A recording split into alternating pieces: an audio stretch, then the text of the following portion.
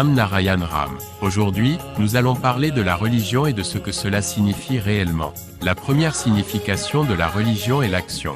L'action est la religion. Chaque action doit être guidée par la raison. Ce que l'âme intérieure nous indique, ce qui nous parle et nous guide, suivre cela est la véritable religion. Le plus grand problème sur Terre est que la religion créée par l'homme exploite notre société. Après avoir entendu cette religion, l'homme se perd. La chose la plus importante est que nous sommes nés avec une religion. Pourquoi devrions-nous alors suivre la religion de la Terre? Celui qui nous a donné la vie, c'est grâce à lui que notre corps est en vie, et il nous a déjà envoyé la religion avec nous. Ensuite, sur Terre, nous créons des religions différentes. Notre corps est composé des 5 éléments et de la religion. Pourquoi ne réfléchissons-nous pas à cela? Nous sommes devenus nos propres ennemis. Cela ne devrait pas être le cas. C'est pourquoi nous devrions écouter la voix de la conscience. Je dis toujours que nous devons réfléchir à la vérité de la vie, à ce qu'est la vérité de la vie. Agis correctement, ce qui nous donne accès à la raison. Pour cela, nous devons réfléchir, nous interroger et méditer. Les 5 éléments existent. Ils sont nés du ciel et résident dans la création. Ils jouent tous dans le giron du ciel. Nous sommes également dans le ciel, et la terre est aussi dans le ciel. Nous faisons tous nos travaux quotidiens. Nous sommes des particules de Dieu.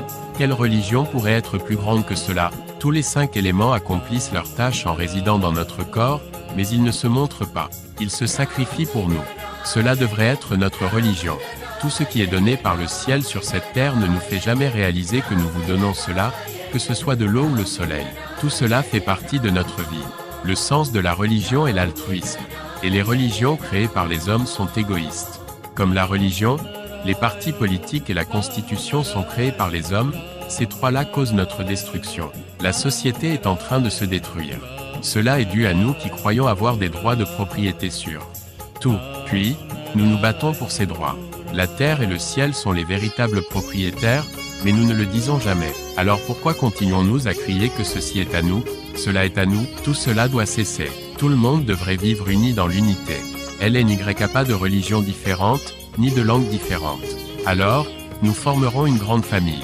La question à se poser est, quel est le véritable problème? Lorsque nous allons chez un médecin avec une maladie, il cherche la cause. De la même manière, nous devons aussi déterminer ce qui a conduit les gens à agir ainsi, puis il faut les éliminer à la racine. À qui profite la Constitution? Juste aux partis politiques. Quel avantage cela apportait-il à l'homme ordinaire? Rien du tout. Il n'y a pas de religion différente, ni de langue différente. Ainsi, nous formerons une grande famille. La question à se poser est, quel est le véritable problème? Lorsque nous consultons un médecin pour une maladie, il cherche la cause. De la même manière, nous devons déterminer ce qui a conduit les gens à agir ainsi, puis nous devons l'éliminer à la racine. À qui profite la Constitution? Juste aux partis politiques. Quel avantage cela apportait-il à l'homme ordinaire? Rien du tout.